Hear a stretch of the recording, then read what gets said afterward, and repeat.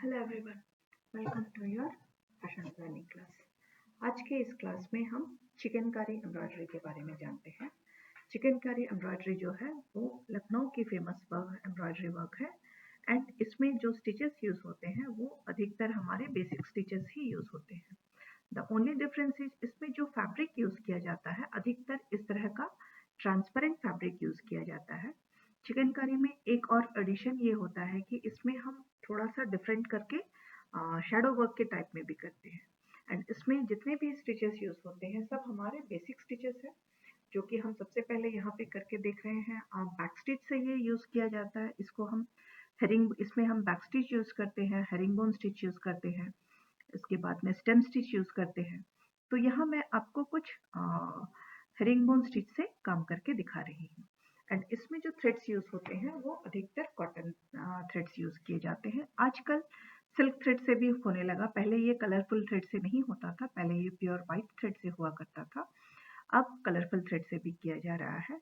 Herringbone stitch जो है reverse side में होती है एंड फ्रंट साइड में ये बैक स्टिच का शेप लेती है। ये देखिए यहाँ से मैंने देखिए यहाँ हमारा पेटल यहाँ से ऐसे शुरू हो रहा था, लेकिन मैंने यहाँ नीचे से नहीं शुरू करके थोड़ा सा ऊपर से शुरू किया है। यहाँ से शुरू करके अब मैं ये नीचे से दूसरी साइड पे जाऊंगी। ये देखिए इस साइड पे आ रही हूँ, पेटल के दूसरे साइड पे आई हूँ इस तरह से। ये मेरा पहला स्टिच होगा। इसके बाद में दूसरा स्टिच यहीं से हम शुरू करेंगे जहाँ हमारा पहला स्टिच था एंड दूसरे साइड में थोड़ा सा आगे लेंगे। ये देखिए इस तरह से मैंने थोड़ा सा आगे लिया हुआ है। इस तरह से क्या होता है कि बैक साइड में ये हेरिंगबोन स्टिच आती है एंड फ्रंट साइड में इस तरह की बैक स्टिच आती है।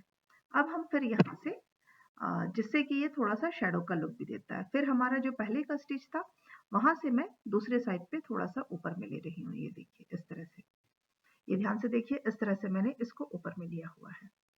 लेने के बाद में फिर मैं फिर पीछे आ रही हूँ, पीछे से इस तरह से थोड़ा सा आगे जाऊंगी। ये देखिए ऐसे करके क्रॉस में हम जा रहे हैं, एक बार इस पटल के इस साइड में, दूसरी बार दूसरे साइड में। ये देखिए यहाँ पर ये बहुत ही डेलिकेट एम्ब्रॉयडरी है। इसमें जाल का भी यूज किया जाता है जिसे जाल वर्क कहते हैं एंड ये हेरिंगबोन की जगह पहले सैटिन स्टिच यूज किया जाता था, फिर धीरे धीरे उसका आसान वर्जन निकाला गया और उस आसान वर्जन में ये हमारी हेरिंगबोन स्टिच इसमें यूज होने लगी है इजी वर्जन में। इसमें हम स्टेम स्टिच का भी इस्तेमाल करते हैं, बैक स्टिच का भी इस्तेमाल करते हैं एंड एक और थोड़े से थिक थिक थ्रेड से यूज करके हम बनाते हैं। ये कुछ नहीं, हमारा ये जो स्टिच होता है ये हमारा फ्रेंच नॉट्स होता है। तो अपने मोटिव्स के अकॉर्डिंगली हम डिफरेंट स्टिचेस का इस्तेमाल करते हैं एंड लखनऊ स्टिचेस में अधिकतर फ्लावर्स एंड पेटल्स का या मोटे बूटियों का इस्तेमाल अधिकतर किया जाता है। इसी से हमारी पूरी की पूरी लखनवी कढ़ाई जो है उसी से बनती है। ये देखिए इस तरह से यहाँ हम देख सकते हैं कि यहाँ एक इसका अपना बेसिक छोटा सा शैडो वर्क जैसे नीचे से हमारी इसकी जो वर्क हुई है वो दिखाई देती है और ऊपर से सिर्फ इस तरह से, इस तरह की जो स्टिच है ये अधिकतर आउटलाइनिंग में इस्तेमाल की जाती है। ये देखिए यहाँ से तो हमारी ये आउटलाइन बैक स्टिच की जैसे बन रही है एंड पीछे साइड में देखिए ये हमारी हेरिंगबोन स्टिच है।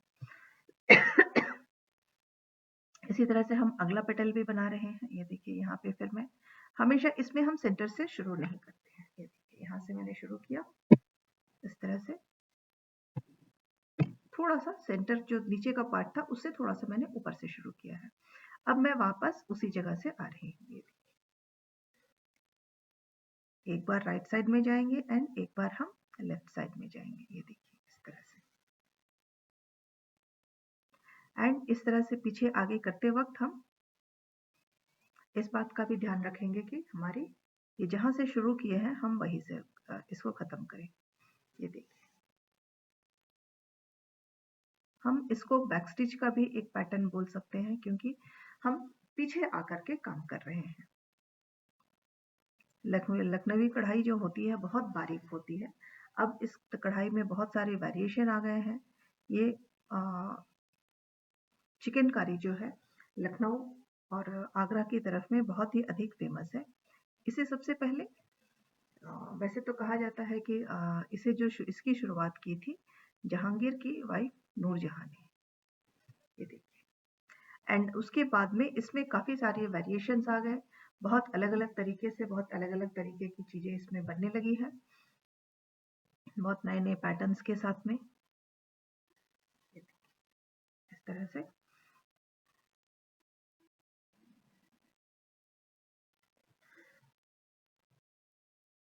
इसकी शुरुआत हम ऐसे थोड़े ऊपर से करते हैं, सेंटर से नहीं करते हैं कभी भी। ये देखिए, इस तरह से। मैंने थोड़ा-सा डार्क कलर इसीलिए लिया है ताकि इसका जो शैडो वर्क वाला जो पीछे का हरिंगबोन था, वो हमें ऊपर से हल्का-हल्का दिखाई दे। इसलिए मैंने इस कलर को लिया है। इसमें मसलिन में, इस तरह के जॉर्जेट में, शिफॉन में, इस तरह के जितने भी जो ट्रांसपेरेंट फैब्रिक्स होते हैं, उस पे ये का वर्क जो है बहुत ही खूबसूरत लगता है। पहले तो सिर्फ कॉटन के थ्रेड्स और उसका ही इस्तेमाल होता था, लेकिन अब इसमें वेरिएशंस आ रहे हैं।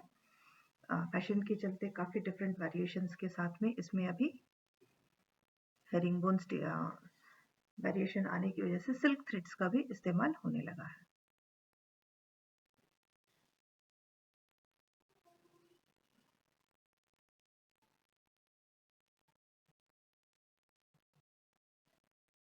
ये तो था, देखिए, हमारा इस तरह का स्टिच जो है अधिकतर आउटलाइंस को बनाने के लिए इस्तेमाल किया जाता है। तो ये देखिए, इस तरह से यहाँ ये आउटलाइन बन गई है, और अगर मुझे इस तरह का आउटलाइन बनाना है तब हम क्या करते हैं, ये देखिए,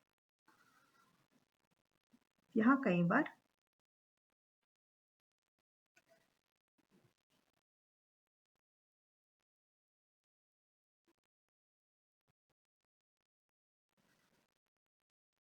इस तरह से इस आउटलाइन को डबल बना के फिनिशिंग देने के लिए कभी-कभी हम इसमें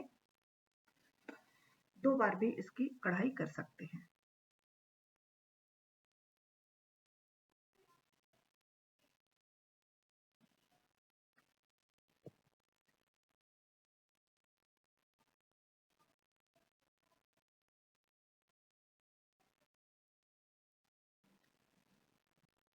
यहाँ से मुझे अभी इसका दूसरा लाइन भी बनाना है, तो अब हम जो है इसकी पैटर्न को चेंज करेंगे।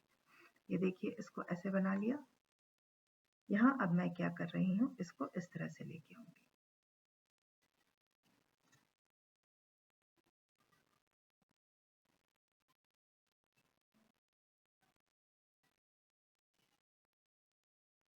ये देखिए,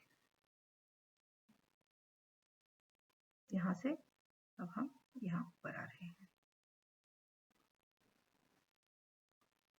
इस तरह से हमें जितने भी आउटलाइंस बनाने होते हैं, उसके लिए हम इस तरह के स्टिच का इस्तेमाल करते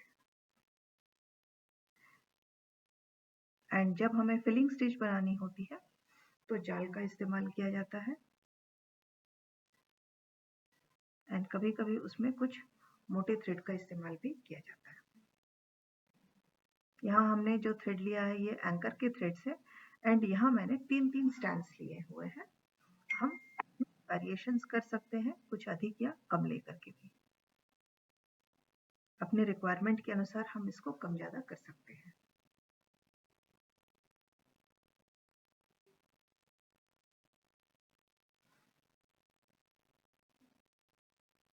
इस तरह से जब बनाते हैं तो ये देखने में एक बैक स्टिच का लुक देती है।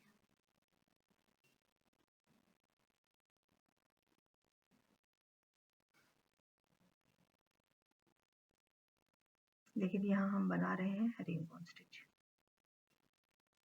इसके बाद में कहाँ हम किस तरह से दूसरे तरह के स्टिचेस का इस्तेमाल कर सकते हैं, मैं वो भी आपको बना करके दिखाऊंगी।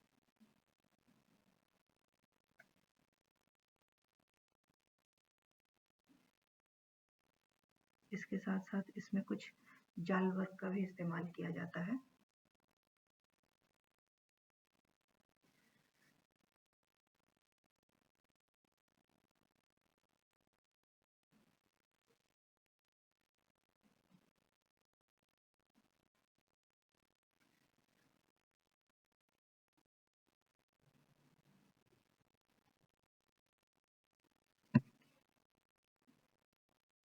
किस तरह से बना रहे हैं, इस पैटर्न को ध्यान से देखिए, आप तभी इसको बना पाएंगे, अदरवाइज इसमें काफ़ी गलतियां होने की चांसेस है। वैसे तो ये सिंपल हेरिंगबोन स्टिच ही है, लेकिन फिर भी अगर हमने इसको ठीक से देख करके नहीं बनाया तो बहुत गलत हो सकती है।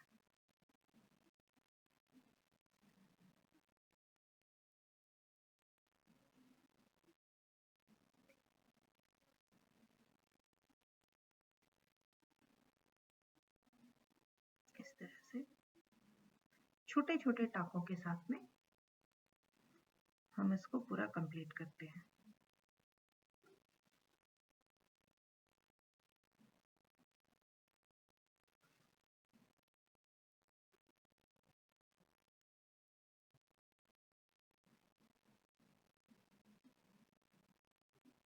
ये देखिए ऐसे।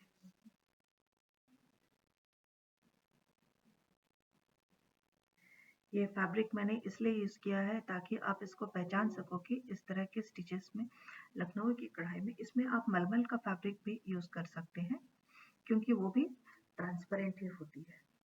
बेसिकली इसका मेन पॉइंट ये है कि इसकी जो भी फैब्रिक होगी वो ट्रांसपेरेंट फैब्रिक होनी बहुत ज़रूरी है, तभी आपकी ये जो कढ़ाई है ये बहुत उभर के आती है एंड देखने में अच्छी लगती है।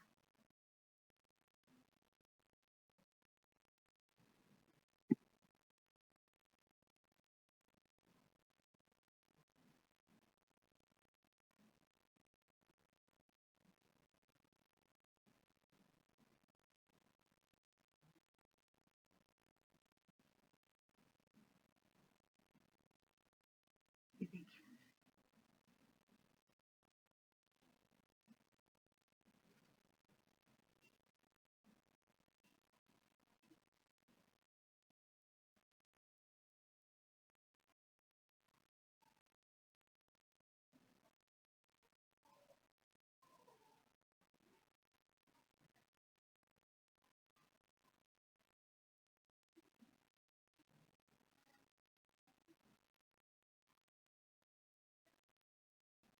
ये देखिए ऐसे।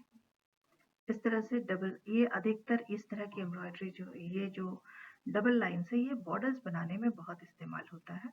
एंड चिकनकारी की जो एम्ब्रॉयडरी है ये साड़ियों में, सूट में, कुर्ते में, इवन कई बार जेंट्स के कुर्ते में भी इसका इस्तेमाल किया जाता है।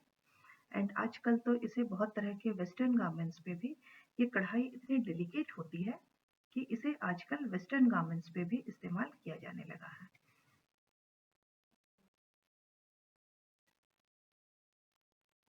जिस तरह के गारमेंट्स हमें चाहिए, हम हर तरह के गारमेंट में इसका इस्तेमाल कर सकते हैं। अब हम इसका थोड़ा सा स्टेम स्टिच बना के आपको दिखा रहे हैं। ये देखिए, इस तरह से इसमें हम जब स्टेम स्टिच बनाते हैं तो उसको भी किस तरह से कर रहे हैं, ये देखिए। यहाँ से हमने पहले एक स्टिच ऐसे ले लिया, अगला स्टिच जो है फिर हम यहीं से इसको यहाँ से ऐसे करके थोड़ा सा हम ऐसे लेंगे।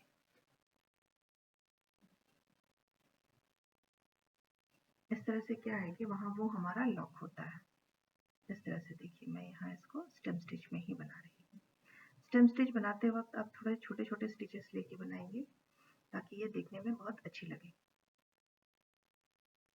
एंड सर्कल को सही दिखाने के लिए इस तरह हम थोड़ा सा एंगल में लेके स्टेम स्टिच को बना रहे हैं। ये देखिए, इस तरह हमारी ये स्टेम स्टिच बन रही है।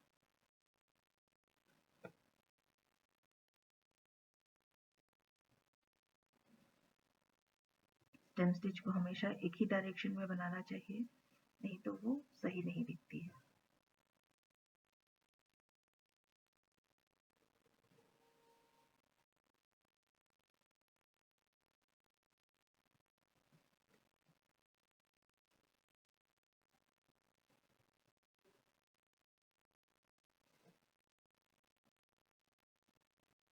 यहाँ पे भी आप देख सकते हैं कि बीच की जो है वो हल्की सी वाइटनेस इसकी घट गई है एंड थोड़ा सा मैरूनिश लुक आ गया है। वो इस वजह से आया है क्योंकि इसका जो पीछे का साइड देखिए, ये हमारा बैक साइड था जहाँ हमने हेरिंगबोन स्टिच की हुई है, तो उसकी वजह से यहाँ एक शैडो के जैसे दिखाई देने लगता है।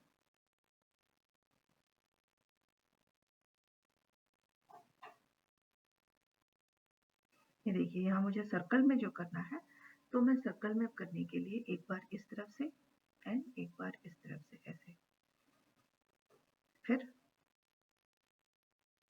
यहाँ मैंने गलत डायरेक्शन में बना लिया है।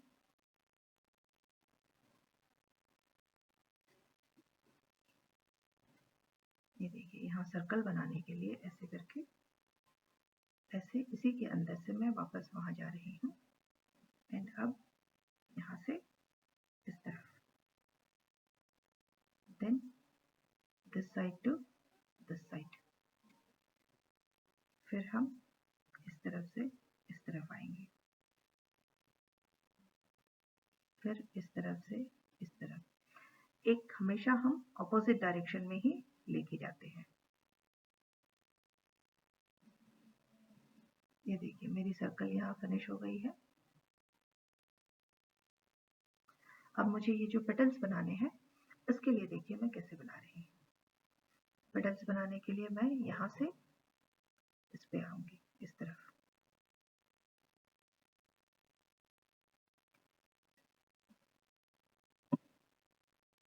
तो इसमें हमने पहले स्टेम स्टिच का इस्तेमाल किया है, इसके बाद में हम हेरिंगबोन स्टिच का इस्तेमाल कर रहे हैं, फिर इसके बाद मैं आपको फ्रेंच नॉट्स के साथ में भी इसमें बीच में किस तरह से हम फ्रेंच नॉट्स डाल रहे हैं ये भी मैं दिखाती हूँ।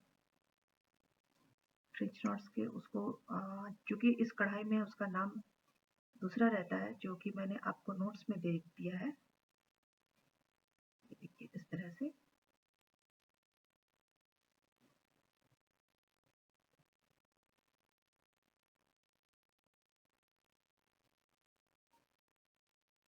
इसमें जो हम फ्रेंच नॉट्स डालेंगे उसको थोड़ा सा लेंथ वाइज में लंबा करके डालेंगे, राइस की जैसे हमारी जो राइस ग्रेन होती है उस तरह से थोड़ा सा लंबा करते हुए डालेंगे।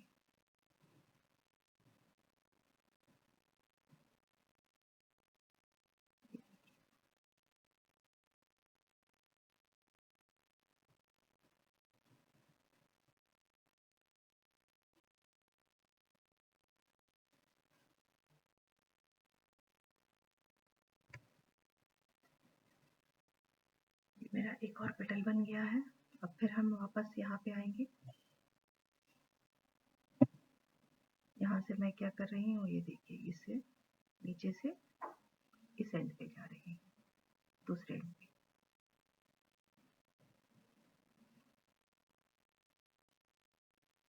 मैं इसको पेंसिल डार्क करके आपको दिखाती हूँ, तब ज़्यादा सही तरीके से आप इसको देख पाएंगे।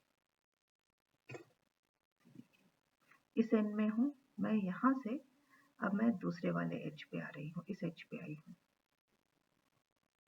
इस एज पे आने के बाद वापस मैं बैक में हूँ एंड पेटल के दूसरे एज पे हूँ। ये देखिए पेटल के मैं इस वाले एज पे हूँ, इस एज से इस वाले एज पे हूँ। फिर वापस मैं उसके अंदर आके अब फिर वापस मैं इस एज पे आ गई, इस वाले एज पे आ गई, इस एज में थी, यहाँ से मैं यहाँ आई। उसके बाद फिर मैं बैक में ही हूँ, बैक में आके अब फिर दूसरे वाले एज पे, फिर उस एज पे, यहाँ से फिर से मैं इस एज पे वापस यहाँ आ गई हूँ। ऐसे करके निडल देखिए हमारा ये क्रॉस में लगा हुआ है ऐसे। फिर वापस इस तरह से, फिर वापस आपको ये देखना है कि हम इसको कैसे एक एंड से दूसरे एंड पे लेके जा रहे हैं। जब आप इस चीज को अच्छे से पहचान जाइएगा कि कैसे किया जा रहा है, क्योंकि ये हेरिंगबोन स्टिच है, लेकिन अगर प्रॉपर वे में नहीं किया गया तो फ्रंट साइड जो है वो आपका सही नहीं बनेगा। यहाँ हम क्या कर रहे हैं, फ्रंट साइड से तो सिंपल स्टिच कर रहे हैं, लेकिन बैक साइड में इसकी हेरिंगबोन स्टिच बन रही है। फ्रंट में इसकी कोई सिर्फ आउटलाइन बन रही है। फ्रंट पे देखिए सिर्फ आउटलाइन बन रही है। यहाँ से मैं इसी जगह से, यहाँ पीछे से मैं इस एंड पे आऊंगी, फिर यहाँ से मैं इस एंड पे आ रही हूँ। ये देखिए ऐसे, फिर यहाँ से ये रहा, फिर यहाँ से this side, then again other side, then to the first side, then again we will go to the other side, then again we will come back. Double lines में ही अधिकतर जो है इसकी कढ़ाई डबल लाइंस में बहुत खूबसूरत से बनती है। ये देखिए ऐसे, फिर हम ऐसे नीचे आ गए हैं।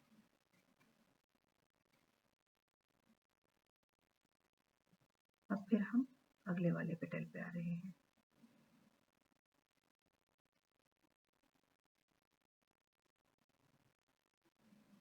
एंड हम वहीं से शुरू करेंगे, एंड इस तरह से दिस एज टू थोड़ा सा ऊपर, फिर यहाँ से हम इस तरह से ऊपर जाएंगे, फिर यहाँ से हम यहाँ ऊपर आते हैं, देन अगेन,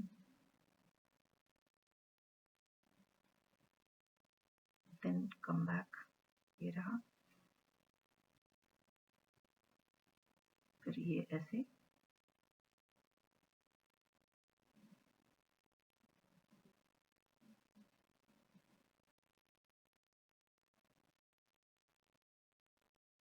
इस तरह से,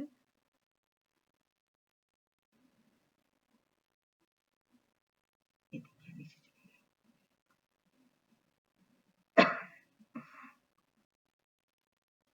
इस तरह से फिर हम थोड़ा सा ऊपर से, इसमें हम यहाँ स्टार्टिंग से नहीं लेते हैं, इसकी वही डिफरेंस है इसमें, एंड इस एज से हम दूसरे एज पे जाएंगे।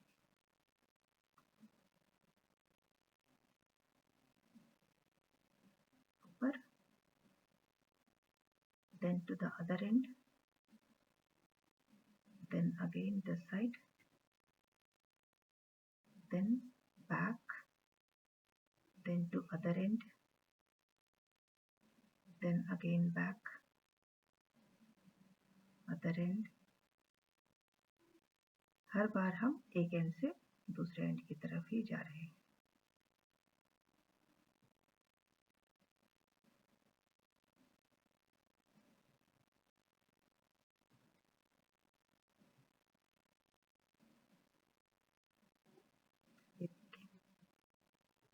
इस तरह से हम इसके पैटर्न्स को खत्म करते हैं। अब हम देखते हैं ये जो बीच का फिलिंग है इसे हम कैसे करेंगे। बीच के फिलिंग को हम बैक स्टिच से करते हैं।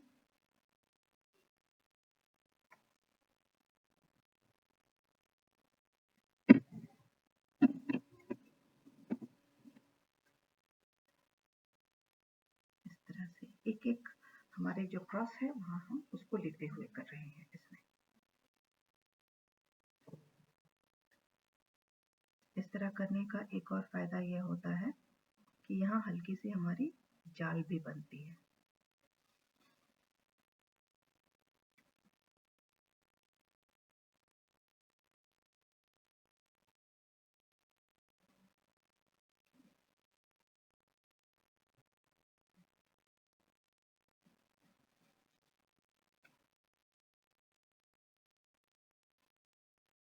यहाँ से मैं अब ऊपर आती हूँ,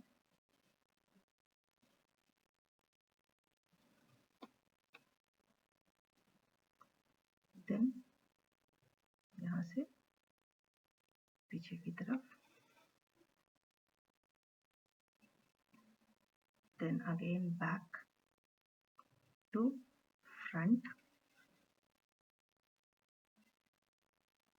then again back to front.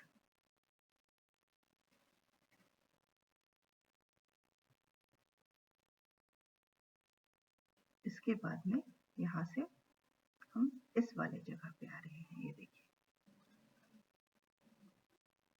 Then here also ये यहाँ से यहाँ पे आ गए। यहाँ से देखिए, यहाँ से हम इस वाले एज पे आ रहे हैं। अब हम एज को चेंज कर दिए हैं। इससे हमारी जो एक जाल की जैसी ये बॉर्डर बनती है। इससे हम इस वाले होल पे आएंगे। क्योंकि ये पतला फैब्रिक होता है तो जाल बनती जाती है अपने आप ही। यहाँ से फिर इस वाले होल पे आएंगे। Then again we will come back from here to this one। ये देखिए यहाँ पे आ रहे हैं। अब हम यहाँ से इस पे आएंगे। ये जो हमारी एक एक स्टिच बनने की वजह से जो हल्के से होल हो जाते हैं, हम उसी के अंदर से बार बार जाते हैं। ऐसे फिर इसके अंदर से इस वाले पे। तो ये जाल बनाने का तरीका जो है कुछ इस तरह से होता है। देन अगेन इस वाले से हम इस पे आएंगे।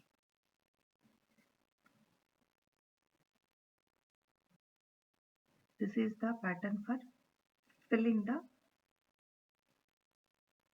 bigger areas। बड़े बड़े एरियाज को फिल करना होता है तो इस तरह से फिल किया जाता है। इसके बाद में मैं यहाँ पे आपको कुछ जो फ्रेंच नॉट्स बनाए जाते हैं वो दिखा रही हूँ। एंड फ्रेंच नॉट्स के लिए थ्रेड को थोड़ा सा थिक कर देते हैं। मैंने अभी तक 3 स्टैंड्स को लेकर के बनाया था, अब मैं पूरे उसको 6 स्टैंड्स में कर दे रही हूँ। एंड उसके बाद में यहाँ सेंटर से मैं इसको फिल करती हूँ।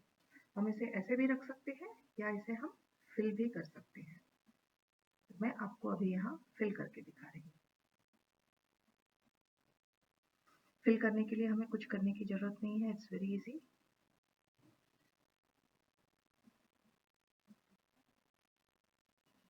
मैं आपको यहाँ दिखाती हूँ।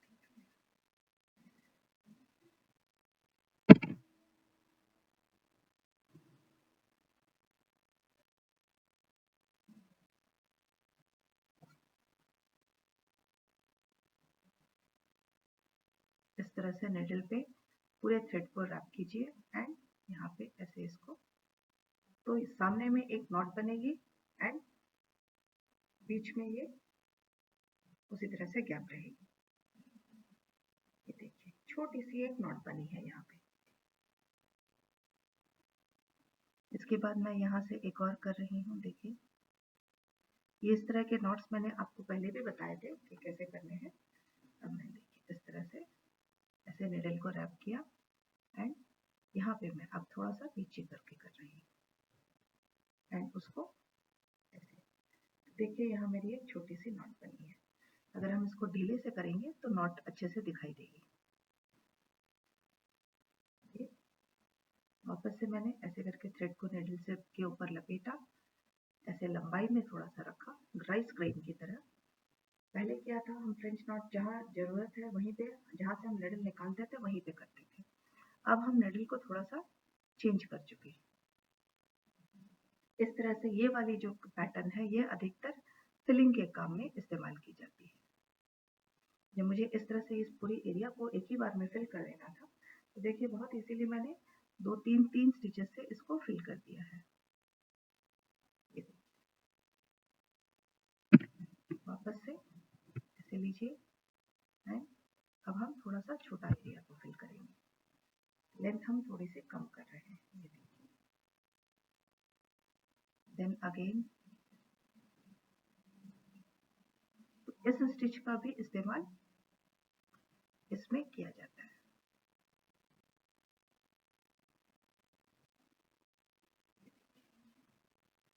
Then I will come back here। ऐसे इस तरह से फ्रेंच नॉट के निडल के ऊपर थ्रेड को लपेटा है मैंने एंड इस तरह से उसको नीचे कर रही हूँ तो यहाँ एक छोटी सी नॉट बन जाती है। देन अगेन ऐसे करके फिर इस तरह से देखिए निडल के ऊपर में हमने ऐसे लपेट के ऐसे इसको यहाँ पे उतारेंगे। यहाँ एक बात का हमें ध्यान रखना है कि हमें बहुत टाइट हाथों से खींच के नहीं बनाना है। इसे जो है हम बहुत ही ढीले हाथों से खींच के बनाएंगे। इस तरह से लूज हाथों से खींच के बनाने से ही ये बहुत खूबसूरत बनता है। देखिए हमारी किस तरह से फिलिंग हो गई है। अब हम इस दो यहाँ पे जो हमने 4 लीव्स बना के रखे हैं उसको भी हम पहले कंप्लीट कर लेते हैं। उन लीव्स को हम ग्रीन को ग्रीन के साथ ही बना के कंप्लीट करेंगे। तो उसके लिए क्या कर रहे हैं, जो पहले हमने हेरिंग बोन स्टिच बनाई थी वैसे ही यहाँ पे पहले हम उसको कंप्लीट करते हैं। यहाँ हम कलर्स को चेंज नहीं करेंगे, सेम कलर से ही हम बनाएंगे। ये देखिए ऐसे, फिर यहाँ से ऐसे इस एंड पे, फिर इस बैक से इस एंड पे। हर बार हम एक एंड से दूसरे एंड की तरफ आते हैं। यहाँ से फिर हम इस एंड की तरफ आ रहे हैं। These are the basic embroidery, basic stitches used in Lucknow embroidery. Lucknow embroidery में ये जो बेसिक हमारी एम्ब्रॉयडरी के जितने स्टिचेस हैं हम उसी का इस्तेमाल अधिकतर करते हैं।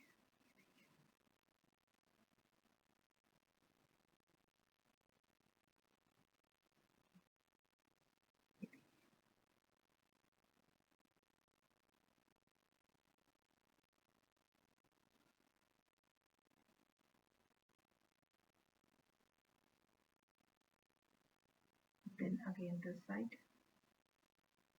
फिर यहाँ से इस तरफ पे। तो गर्ल्स मैं बहुत छोटे छोटे मोटिव्स बना रही हूँ ताकि आप खाली स्टिचेस को पहचान समझ सको। आप जब बनाएंगे तो मोटिव्स का ध्यान देख करके बनाएंगे कि किस तरह के मोटिव से आपको बनानी है। ये देखिए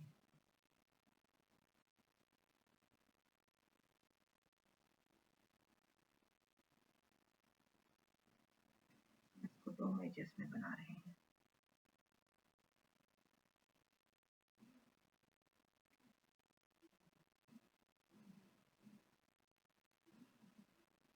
एक एंड से दूसरे एंड पे हम इस तरह से आउटलाइन को बनाते हैं। इसमें अधिकतर आउटलाइन का ही इस्तेमाल करते हैं। फिलिंग के लिए इस तरह से फ्रेंच नॉट्स होंगे या इस तरह से भी हम फिलिंग कर सकते हैं। एंड फिलिंग करने के लिए अधिकतर मोटे थ्रेड्स का इस्तेमाल किया जाता है। थ्रेड्स के स्टैंड्स को बढ़ा दिया जाता है। यहाँ देखिए मैं एंकर के जो इस थ्रेड्स आते हैं कॉटन के, मैं एम्ब्रॉयडरी के थ्रेड्स जो होते हैं इस तरह के एंकर के जो कॉटन एम्ब्रॉयडरी थ्रेड्स होते हैं मैं इसी का इस्तेमाल कर रही हूँ। इस तरह के थ्रेड्स का इस्तेमाल करके ही मैं ये एम्ब्रॉयडरी कर रही हूँ। देन अगेन अब हम इसको फिल करते हैं। फिल करने के लिए again what we have to do is make the thread thicker. Thick करने के बाद इसके अंदर से ऐसे निकाल के ऐसे पकड़िए इसको एंड इस तरह से देखिए निडल को ऐसे लपेटा, निडल के ऊपर थ्रेड को ऐसे लपेट के यहाँ हम उसको उतारेंगे। And just go through that कि ये बहुत टाइट ना हो। बहुत टाइट होगा तो आपका फिनिशिंग बहुत अच्छे से नहीं आ पाएगा। अब हम नीचे यहाँ इसके बगल से ही फिर से हम ले रहे हैं।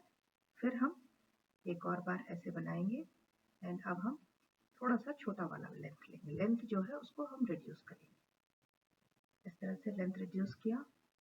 Again we will start from this point and यहाँ पे भी हम फिर से उसी तरह से देखिए इस तरह से निडल के ऊपर ले करके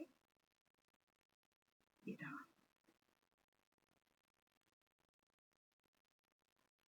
ये अगेन अब हम इस साइड को भी फिल करते हैं, दूसरे लीफ को भी।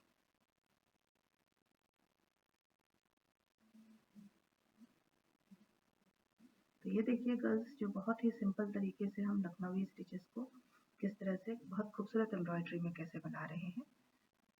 This is the traditional embroidery of Lucknow. आप इसको फिल करने के लिए अलग अलग तरीकों का इस्तेमाल कर सकते हैं। फ्रेंच नॉट्स भी डाल करके इसकी फिलिंग कर सकते हैं। यहाँ मैंने थोड़े से लेंथ वाले फ्रेंच नॉट्स, राइस ग्रीन के जैसे वाले फ्रेंच नॉट्स डाले हैं। ये देखिए, यहाँ मैंने राइस ग्रीन्स जैसे वाले फ्रेंच नॉट्स डाले हैं। इसकी जगह में हम सिंपल फ्रेंच नॉट्स भी डाल सकते हैं। तो ये हमारा, यहाँ मैंने 2 लीफ अभी नहीं बनाए हैं एंड इसकी फिलिंग नहीं की है। Girls, you can see the motifs and you can do in the way